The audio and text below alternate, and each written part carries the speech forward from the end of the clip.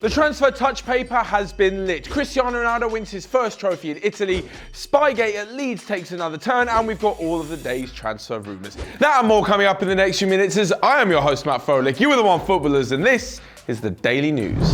First up, and the transfers are all kicking off. Finally, and as normal, it's revolving around Chelsea because they've been doing the most business in this transfer window. Last night, Higuaín decided to sign the transfer agreement, taking him from AC Milan to Chelsea. He didn't actually get on the pitch during AC Milan's 1-0 defeat to Juventus in the Supercoppa Italia, but it looks like he had enough months before this happened. In the last few months, he's only scored one goal, and his loan deal from Juventus has been far from successful. So, can Maurizio Sarri work his magic with Higuaín once again and turn Chelsea into a real powerhouse?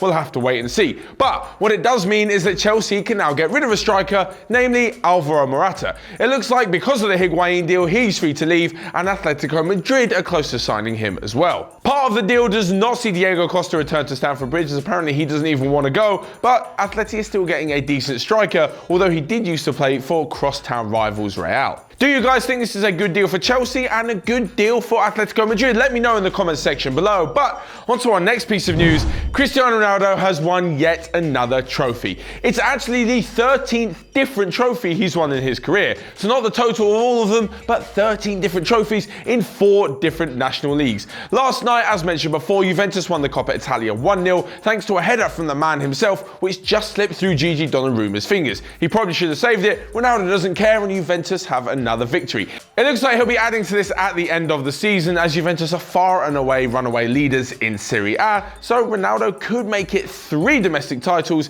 in the 4 leagues that he's played in.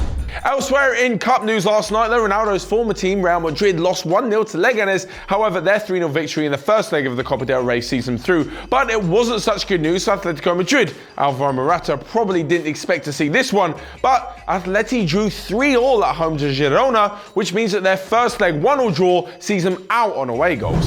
But moving away from cup football and to some of the most bizarre news that you're ever likely to hear, and it involves Spygate.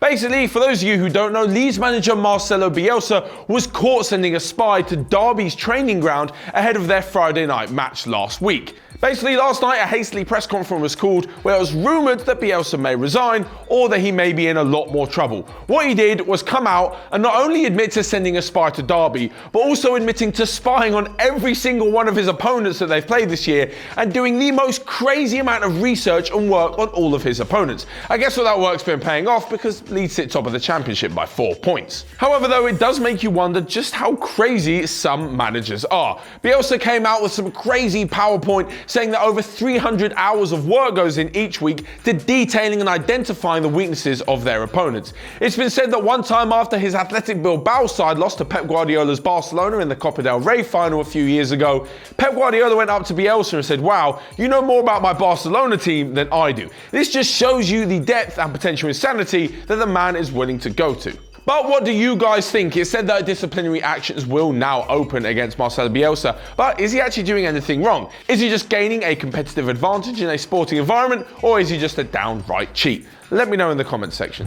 And lastly but not least, we come to the day's transfer news, where some are rumours and some look to be done deals. Aaron Ramsey has apparently put pen to paper on his Juventus contract, meaning that he'll move to Italy in the summer on a free transfer. Manchester City are going to miss out on Frankie de Jong as he edges closer to a move to PSG. West Ham United want Maxi Gomez from Celta to replace Marko Arnautovic if he decides to move to China. And lastly, Manchester United are interested in PSV's Steven Bergwijn. So that's all from me for today. Make sure you smash the like button down below and let me know in the comment section how many more trophies Ronaldo will win in Italy, whether or not Higuaín will be a success at Chelsea, and if you think Bielsa really is a cheat or not. Of course, you can also subscribe, so make sure you do that if you are new around here, and click here to check out all of the other videos that we've got going on OneFootball. And finally, for those of you who want to hear more from our footballing team here at OneFootball, you can click the link down below to SoundCloud, where you can hear our OneFootball podcast discussing all of the latest weekly news around the world of football.